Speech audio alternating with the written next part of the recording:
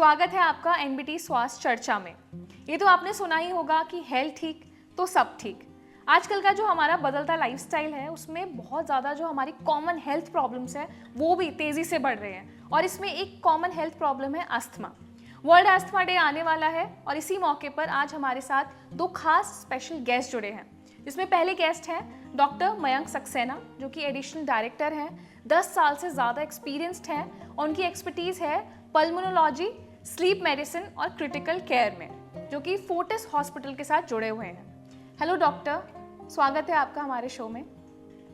इसी के साथ जो हमारे दूसरे गेस्ट हैं जिनसे हम आज अस्थमा के ऊपर बात करने वाले हैं वो है doctor Sharad Joshi, director and HOD max super speciality hospital के साथ जुड़े हैं।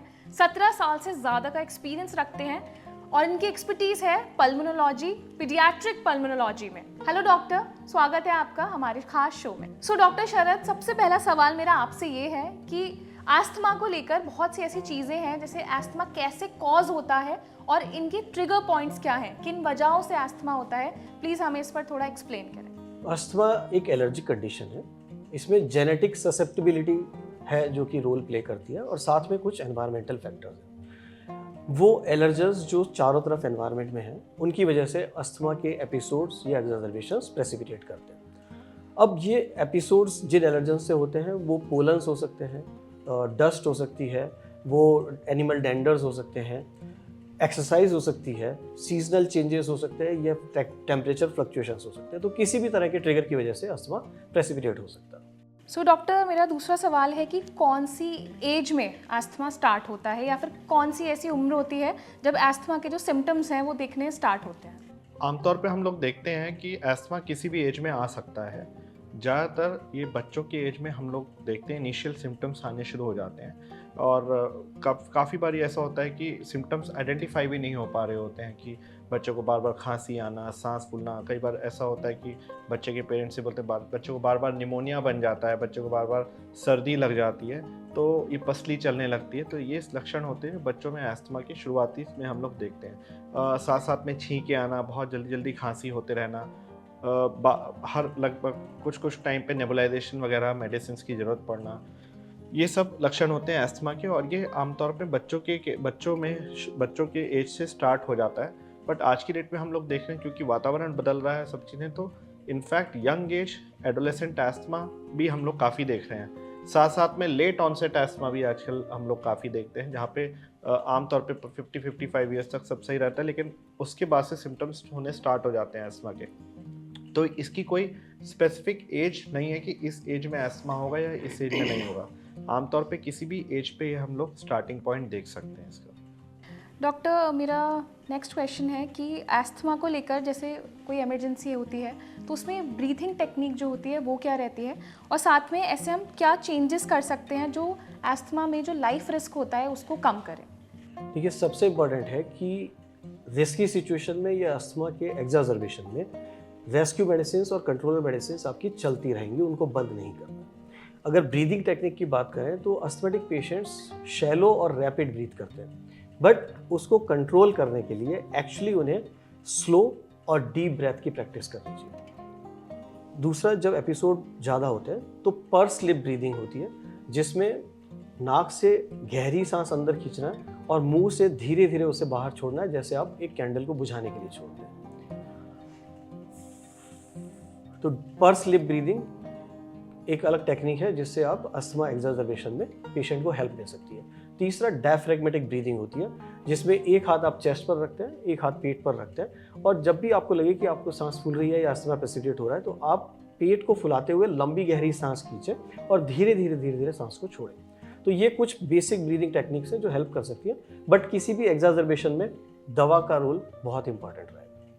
डॉक्टर, अगला सवाल है, बहुत से लोगों का मानना है कि जो अस्थमा है वो बढ़ती एज के साथ बढ़ता है, मतलब जो उसके सिम्टम्स हैं वो और क्रिटिकल होते जाते हैं, तो उसके ऊपर आपका क्या कहना है? ये बिल्कुल सही सोचना है। इसमें 2 पैटर्न मैं बताऊंगा, एक तो बच्चों के साथ में और एक बड़ों के साथ में। बच्चों की केस में कई बार ऐसा होता है कि 10 से 12 साल के बाद में सिम्टम्स धीरे धीरे अपने आप भी वेन ऑफ होने शुरू हो जाते हैं। लेकिन आमतौर पे हम लोगों को लगता है चलो डिले इन ट्रीटमेंट होने लगता है कि चलो अभी देखते हैं 10-12 साल तक तो शायद ये ठीक ही हो जाएगा। तो अगर आपके सिम्टम्स कम नहीं हो रहे हैं और बढ़ रहे हैं या सेम रह रहे हैं, तो ये ज़रूरी नहीं है कि आपके सिम्टम्स अपने आप कुछ टाइम बाद चले जाएंगे, खासतौर से बच्चों में, तो आपको ट्रीटमेंट लेने की आवश्यकता है।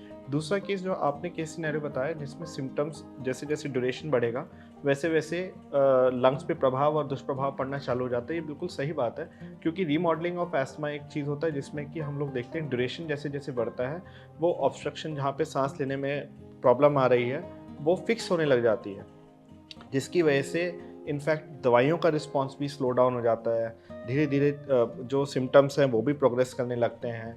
तो इसलिए सिम्टम्स को नज़रअंदाज करके चलना बहुत कभी कभी हानिकारक हो जाता है। अपने सिम्टम्स को सही से कंट्रोल करें ताकि वो क्रॉनिक अवस्था में ना जाए। क्रॉनिक अवस्था में क्रिटिकलनेस आने की संभावनाएं ज़्यादा हो जाती हैं। सो डॉक्टर शरद, मेरा इसी से जुड़ा एक सवाल है। अभी तो हमने एज के ऊपर बात की है। बहुत से लोग ये भी मानते हैं, ये मेरा भी क्वेश्चन है, कि जब वेदर बदलता है तो एस्थमा कैसे ट्रिगर करता है या किस तरीके से जो प्रॉब्लम्स हैं वो रिएक्ट करते हैं? देखिए, जो एयरवे है, अस्थमा एयरवे की डिजीज़ है, और जब भी एयर टेम्परेचर लो होगा, कोल्ड एयर होगी और ड्राई एयर होगी, तो सांस की नलियों में सिकुड़न पैदा होगी जिससे अस्थमा बिगड़ेगा। दूसरा, जो वेदर चेंज के साथ वेजिटेशन में या प्लांटेशन में जो चेंजेस होते हैं, जैसे इस समय मार्च अप्रैल में बहुत सारे प्लांट्स में फ्लावरिंग हो रही है और बहुत पोलन्स इस समय हवा में है, तो उन पोलन्स की एलर्जी से अस्थमा प्रेसिपिटेट होता है। या पर्टिकुलरली जब ट्रीज़ में श्रेडिंग होती है, जब पत्ते झड़ने लगते हैं, तो बहुत सारे एलर्जेंस एक्स्ट्रा हो जाते हैं एनवायरनमेंट में और उसकी वजह से भी अस्थमा प्रेसिपिटेट होता है। साथ ही सीजन में टेम्परेचर फ्लक्चुएशंस की वजह से, जब एकदम एक्सट्रीम ठंड से एक्सट्रीम गर्मी होती है या एक्सट्रीम गर्मी से एक्सट्रीम ठंड होने लगती है, तब अस्थमा प्रेसिपिटेट होता है। तो किसी भी अस्थमेटिक के लिए ये जानना जरूरी है कि कौन से प्लांट्स, फ्लावर्स या सीजन या वेदर टेम्परेचर्स पर उसका अस्थमा प्रेसिपिटेट होता है। किसी भी अस्थमेटिक को वो ट्रिगर्स आइडेंटिफाई करना है और उनसे बचने की कोशिश करनी है। ऑब्वियसली इस पर्टिकुलर एजुकेशन से ही दवा की रिक्वायरमेंट कम हो जाएगी।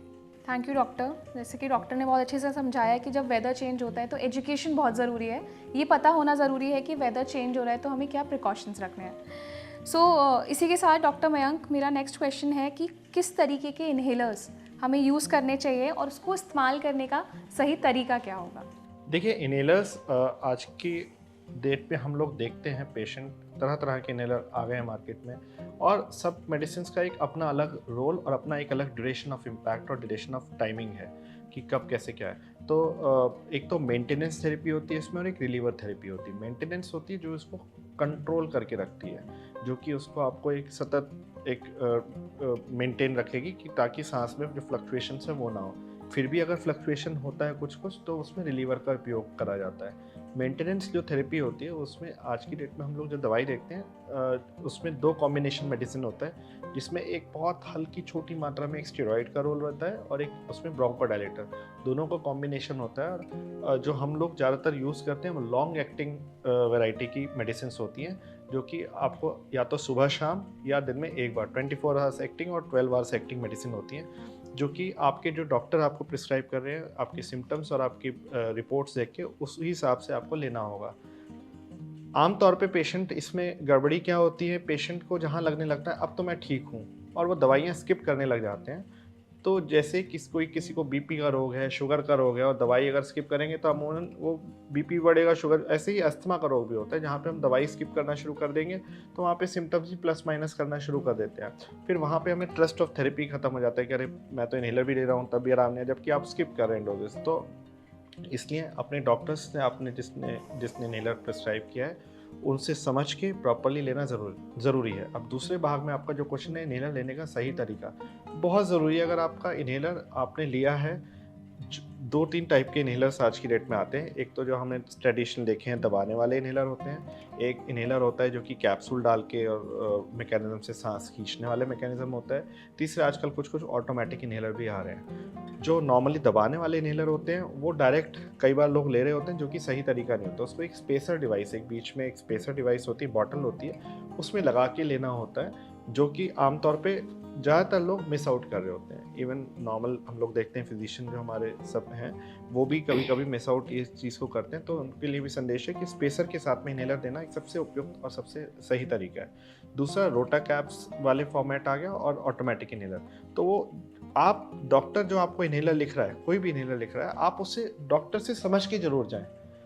और अगर कहीं कुछ प्रॉब्लम है नहीं समझे तो आज की डेट में यूट्यूब है, इतना सब कुछ आपके पास वो है कि आप इनहेलर का विधि समझ लीजिए। अपने आप से हिट एंड ट्रायल करने का फ़ायदा नहीं है, क्योंकि अगर दवाई ठीक से नहीं जाएगी तो उसका असर भी नहीं होगा।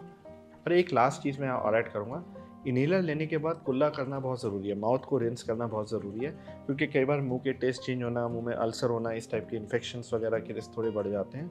तो इनहेलर जब भी लें उसके बाद में कुल्ला अवश्य करें। Thank you doctor. So doctor ने बहुत अच्छे से समझाया कि हमें जब भी इनहेलर यूज़ करना है तो हमेशा एक एक्सपर्ट एडवाइस ज़रूर लेनी है। सो इसी के साथ डॉक्टर शरद, मेरा अगला सवाल है कि जो थेरेपीज़ होती हैं, बहुत से लोग एस्थमा को ठीक करने के लिए अलग अलग तरीके की थेरेपीज़ लेते हैं और उसी के साथ जो एस्थमा के मेडिकेशंस होते हैं, तो इन सब के अलावा और क्या ऑल्टरनेटिव्स हो सकते हैं जो आप हमारे पेशेंट्स को बताएं, या फिर जो लोग एस्थमा से जुड़ी थेरेपीज़ के बारे में और ज़्यादा जानना चाहते हैं? जैसा मैंने शुरू में कहा था कि अस्थमा एक एलर्जिक कंडीशन है, तो अपने एलर्जन या ट्रिगर्स को पहचान लें और उन ट्रिगर्स को अवॉइड करें।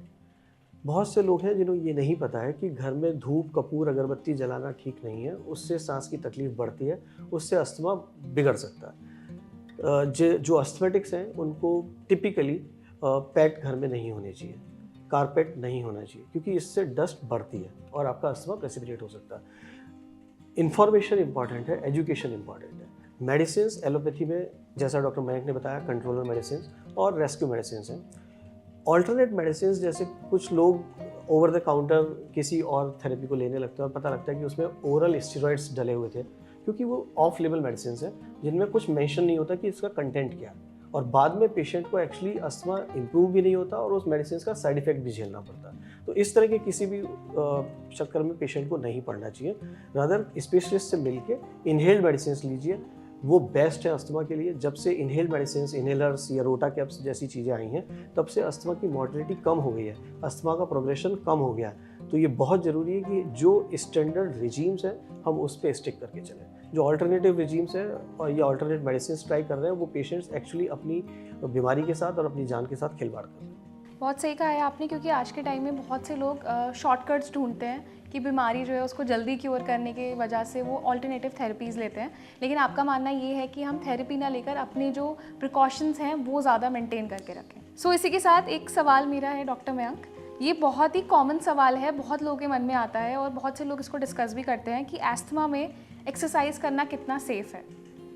एस्थमा में एक्सरसाइज करना बिल्कुल सेफ है, बशर्ते वो कंट्रोल अवस्था में हो। अनकंट्रोल्ड स्टेट में हम लोग और एक्सर्ट करने की कोशिश करेंगे, वो एक प्रॉब्लम वाली स्थिति होती है, उससे और प्रॉब्लम बढ़ भी सकती है। अगर आपका एस्थमा प्रॉपर कंट्रोल्ड है तो आपका एक्सरसाइज शेड्यूल बिल्कुल नॉर्मल होना चाहिए। इनफैक्ट कितने स्पोर्ट्समैन हैं, कितने एक्टर्स एक्ट्रेस हैं जो पूरा एक्सरसाइज, वर्कआउट, जिमिंग सब कुछ करते हैं, बट अपना इनहेलर बिल्कुल टाइम पे लेते हैं। तो इसलिए आपका एक्सरसाइज सब कुछ जायज़ है अगर आपका एस्थमा कंट्रोल्ड है। जैसे अभी हमने बात की एक्सरसाइज की, इससे रिलेटेड एक क्वेश्चन ये है कि जब लोग अपसेट होते हैं या फिर डिप्रेस्ड होते हैं, तो उन केसेस में आपको क्या लगता है कि क्या इससे भी अस्थमा जो है वो हमारा ट्रिगर होता है, या इसको लेकर जो भी लोगों के मन में सवाल आते हैं उसके ऊपर आपका क्या ओपिनियन है? बिल्कुल ठीक है। ये स्ट्रेस की वजह से अस्थमा प्रेसिपिटेट हो सकता है। एक्चुअली अगर देखा जाए तो ब्रीदिंग, ना सिर्फ अस्थमा में या किसी भी पेशेंट में, ब्रीदिंग मेंटल स्टेट के साथ एसोसिएटेड है। आप देख सकते हैं कि जिन पेशेंट्स जो बच्चे कोई बहुत इंपॉर्टेंट एग्ज़ाम देने जा रहे हैं, उनको अचानक से ब्रीदिंग प्रॉब्लम होने लगती है, या एग्ज़ाम के स्ट्रेस से जो बहुत अच्छे से नहीं खा रहे उन्हें किसी और तरह की ब्रीदिंग प्रॉब्लम हो सकती है। तो अस्थमा प्रेसिपिटेट हो सकता है स्ट्रेस में, क्योंकि कुछ बॉडी केमिकल्स इस तरह से रिलीज होते हैं जिसकी वजह से ब्रोंकोस्पाज्म हो सकता है। पर मेंटल स्ट्रेस में वो अस्थमा ही है या हाइपर वेंटिलेशन सिंड्रोम एक अलग कंडीशन है, ये डिफाइन करना एक स्पेशलिस्ट का ही रोल है। तो आप हर चीज़ को अस्थमा लेबल नहीं कर सकते, बट डेफिनेटली स्ट्रेस वाली सिचुएशन में अस्थमा प्रेसिपिटेट हो सकता है। डॉक्टर मयंक, मेरा एक सवाल ये है कि जिन लोगों को या जिन पेशेंट्स में अस्थमा होता है उनके लिए बेस्ट फूड क्या होता है, यानी कि किस तरीके का खाना उन्हें खाना चाहिए, या फिर कौन सा ऐसा खाना है जो पेशेंट्स को अवॉइड करना चाहिए? ये एक बहुत मिथ है और बहुत प्रॉब्लम भी है। हम लोग आजकल देखते हैं, जैसे किसी बच्चे को या किसी को भी एस्मा डायग्नोस किया, उसका दूध, उसका दही, उसका सब कुछ डेयरी प्रोडक्ट से लेके सब कुछ बंद कर दिया जाता है। हमें समझना होगा एस्थमा किसी एक खास चीज़ की वजह से, एलर्जी की वजह से है। हम एक ब्लैंकेट बैन करके कि सब कुछ भी नहीं लेना है, ये सब चीज़ें, उससे प्रॉब्लम ये आती है कि अगर हम लोगों का मिल्क इंटेक या जो भी उसका एक नॉर्मल रूटीन इंटेक है वो अगर कम हो रहा है तो उसका इम्यूनिटी भी डाउन हो रहा है और उससे इन्फेक्शन पकड़ने की चांसेस भी ज़्यादा हो जाते हैं। तो किसी भी चीज़ को ब्लैंकेट बैन करना ठीक नहीं है। अगर आप इन्हेलर ले रहे हैं तो अपना एक नॉर्मल लाइफस्टाइल से आप जी सकते हैं, ऐसा कुछ नहीं है कि हमें बहुत ज़्यादा फूड रिस्ट्रिक्शन की जरूरत है। लेकिन हाँ, अगर आपको किसी स्पेसिफिक फूड से एलर्जी प्रूवन है और आपको लगता है इस चीज़ से मुझे, जब भी मैं चीज़ लेता हूँ और उसके बाद मेरी प्रॉब्लम बढ़ जाती है, सिम्टम्स बढ़ जाते हैं, तो ज़रूर आप अवॉइड करें उस चीज़ को। दूसरा एक इंपॉर्टेंट पहलू हो जाता है, जितना हम लोग जंक फूड आइटम्स अवॉइड कर सकते हैं, प्रिजर्वेटिव्स वाले आइटम्स अवॉइड कर सकते हैं, उतना हमें कोशिश करना चाहिए। कोल्ड ड्रिंक्स, बहुत ज़्यादा फ्रीज्ड आइटम्स, इस टाइप से, तो ख़ास तौर से जब आपके सिम्टम्स बढ़े हुए चल रहे हैं तो उस टाइम पे अवॉइड करें। वरना अगर आपके सिम्टम्स कंट्रोल्ड हैं, एक नॉर्मल लाइफस्टाइल की तरह हम जी सकते हैं और दूध दही सेफ़ है, आप ले सकते हैं। कई लोग सोचते हैं दूध से बलगम बनता है, दूध से खांसी आती है, जो ज़्यादातर केसेस में ऐसा नहीं होता है। तो आप अपनी फूड इंटेक अपने हिसाब से रख सकते हैं। डॉक्टर शरद, ये क्वेश्चन है कि आजकल जैसे पॉल्यूशन बहुत बढ़ रहा है, लेकिन आजकल पॉल्यूशन से बचने के लिए लोग घर में एयर प्योरीफायर का इस्तेमाल करते हैं। तो क्या एयर प्योरीफायर इस्तेमाल करने से जो एस्थमा की कंडीशंस हैं या जो उसके ट्रिगर पॉइंट्स हैं वो कम होते हैं? बिल्कुल ठीक कहा है। एयर प्यूरीफायर से ये इम्प्रूवमेंट आता है, एक्साजर्बेशन ऑफ अस्थमा कम हो जाता है, अस्थमा की सीवियरिटी कम होती है। अनफॉर्चुनेट दुर्भाग्यवश क्या है कि एनसीआर में, दिल्ली में अगर आप रह रहे हैं तो पोल्यूशन लेवल बहुत ज़्यादा है। AQI एवरेज पूरे साल हमारा 200 प्लस चलता है और उसकी वजह से ना सिर्फ अस्थमा और दूसरी रेस्पिरेटरी प्रॉब्लम्स जो पोल्यूशन से रिलेटेड है, COPD है, ये चीज़ें बढ़ रही हैं। अगर आप लास्ट 10 ईयर्स या 20 ईयर्स का डाटा देखेंगे तो आपको लगेगा कि अस्थमा की प्रिवेलेंस बढ़ रही है और उसमें पोल्यूशन का बहुत इंपॉर्टेंट रोल है। तो एयर प्यूरीफायर एलर्जेंस के लोड को और पॉल्यूटेंट्स के लोड को कुछ हद तक कम कर देता और उससे डिजीज़ की सीवियरिटी को चेक करने में मदद मिलती है। डॉक्टर मयंक, आपसे एक सवाल मेरा ये है कि एस्थमा जो पेशेंट्स होते हैं, अगर वो एक्सरसाइज कर रहे होते हैं और एक्सरसाइज करते टाइम अगर एस्थमा ट्रिगर होता है या उस टाइम पर उनको एस्थमा अटैक आ जाता है, तो उस टाइम पर क्या प्रिकॉशंस लेने चाहिए या फिर कौन सी ऐसी प्रैक्टिस है जो पेशेंट्स को फॉलो करनी चाहिए? अगर एक्सरसाइज करते हुए एकदम से आपको लगता है कि सांस में प्रॉब्लम आ रही है, छाती में एकदम से वीजिंग टाइप के सिम्टम्स आने लग रहे हैं, खांसी बहुत ज़्यादा उठ रही है, तो आप उसी टाइम उस समय एक्सरसाइज को रोक दीजिए। आप एक सफोकेटेड एरिया में ना हो, आप ये देख लीजिए। आप अपना रिलीवर अपने पास में रखें, जो आपका इन्हेलर है उसको आप तुरंत ले लें ताकि वो एकदम से जो सिम्टम्स रिलीफ है वो आपको मिल जाए। पैनिक नहीं करें, पैनिक से और सिचुएशन बढ़ती, जैसे डॉक्टर शरद ने भी बताया, जो ब्रीदिंग एक्सरसाइज है, पर्सनली ब्रीदिंग, वो हेल्प जरूर करती है। इम्पॉर्टेंटली एक्सपेरिमेंट नहीं करना है अपने साथ में कि नहीं अब मैं ठीक हूँ, थोड़ा सा अगर ठीक नहीं लगता है तो फिर वापस से एक्सरसाइज शुरू कर दिया, तो उस चीज़ को अवॉइड करना है। ज़्यादातर जैसे जो एस्थमेटिक पेशेंट है, बिल्कुल AC के सामने वर्कआउट कर रहे हैं, बिल्कुल ठंड के मौसम में रनिंग कर रहे हैं, उस चीज़ से थोड़ा सा अवॉइड करना है। तो इससे प्रिवेंशन एस्पेक्ट पे हम लोग ज़रूर देख सकते हैं। और बाकी इन्हेलर्स अपने पास अपने आप को रखने होंगे, जो रिलीवर्स इन्हेलर होंगे, उससे आपका काफ़ी हद तक ये अटैक सेटल हो सकता है। जी, ये उन लोगों के लिए बहुत ज़रूरी है जो लोग एस्थमा पेशेंट हैं, क्योंकि एक्सरसाइजिंग को लेकर बहुत से लोगों के दिमाग में सवाल होते हैं। तो मुझे लगता है ये बहुत यूज़फुल टिप है।